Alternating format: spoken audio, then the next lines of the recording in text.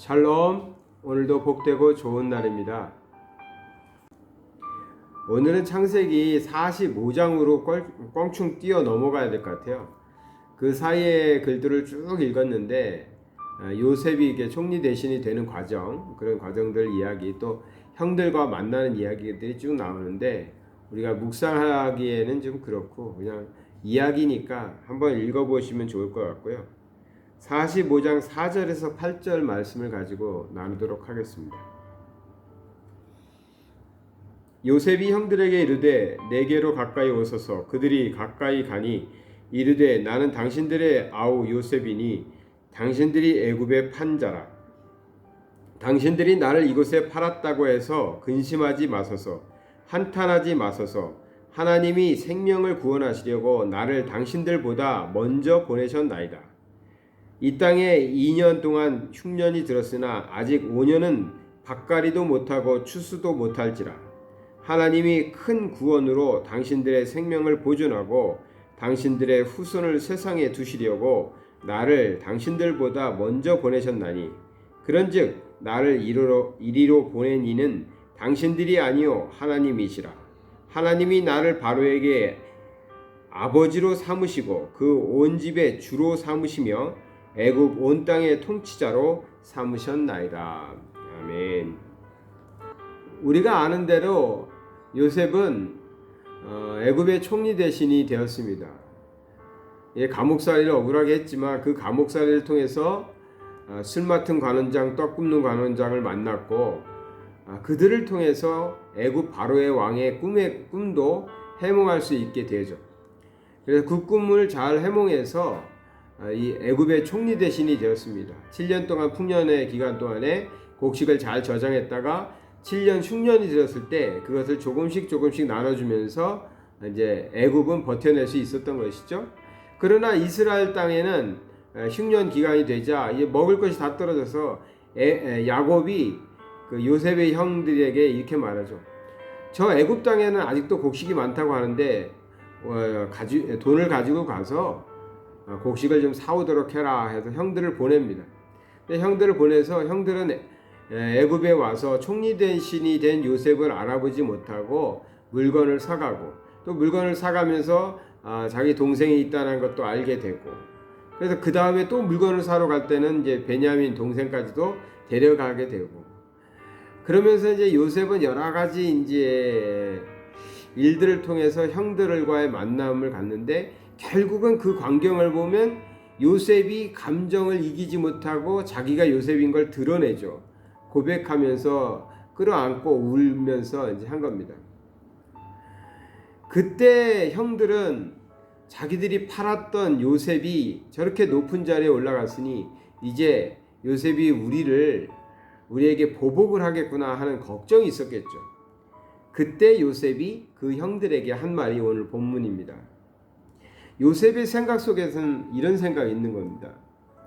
형들이 나를 팔아서 내가 애굽에 와서 종살이를 이렇게 오래 했고 억울하게 감옥 목살이도 했는데 내가 이렇게 총리 대신이 됐으니 이제 내가 원수를 갚겠다. 이런 생각 할 수 있죠. 저 같아도 그런 생각을 좀 하지 않았을까? 정도는 생각이 드는데 모르겠습니다. 그런데 요셉은 오늘 본문에 보니까 그러한 마음을 갖지 않았어요. 요셉이 가진 마음은 이거였어요. 요셉이 형들에게 이르되 내게로 가까이 오소서. 그들이 가까이 가니 이르되 나는 당신들의 아우 요셉이니 당신들이 애굽의 판자라. 애굽에 팔았다라는 걸 얘기했어요. 그런데 5절이 이제 고백이에요.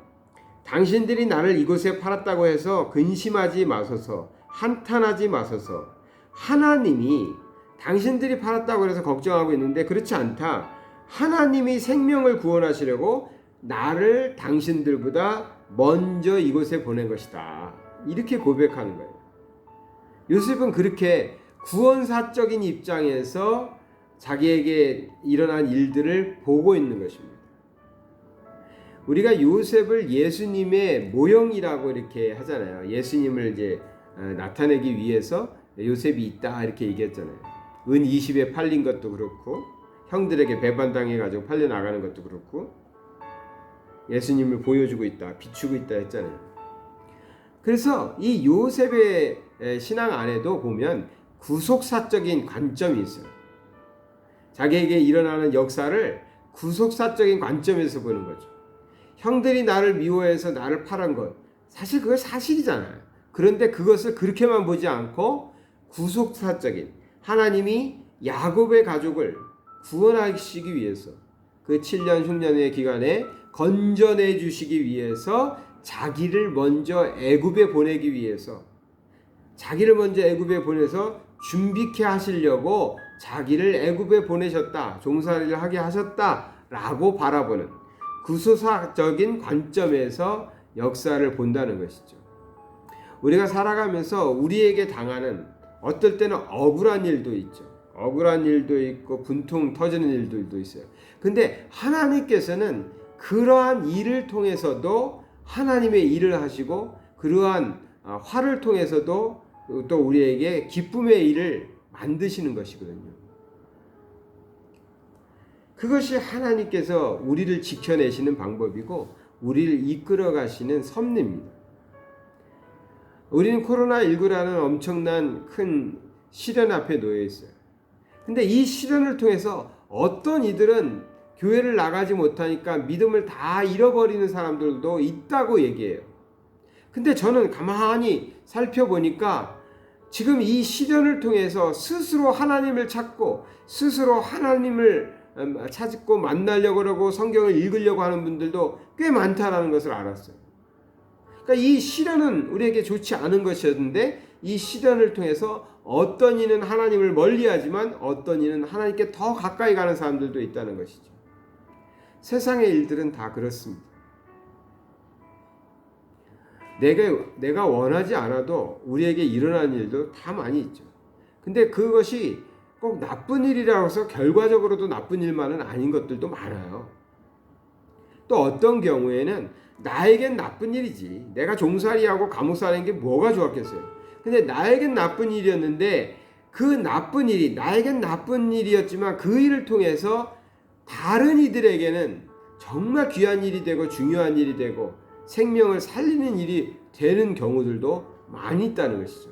근데 그 일에 내가 사용되었다면 그 또한 좋은 일 아니겠습니까? 그 또한 감사한 일 아니겠습니까? 우리가 그런 사람들을 위인이라고 부르잖아요. 그런 사람들 위인이라고 부르는 거 아닙니까? 하나님께서는 우리와 함께하고 계시다고 했습니다. 함께 하시는 자에게 형통함을 주시는데 그 과정 속에서 보면, 그 하나님의 그 역사하시는 과정 속에서 보면 억울한 일도 당할 수도 있고 종살이 하는 일도 있을 수도 있고 그럴 수 있다는 것이죠.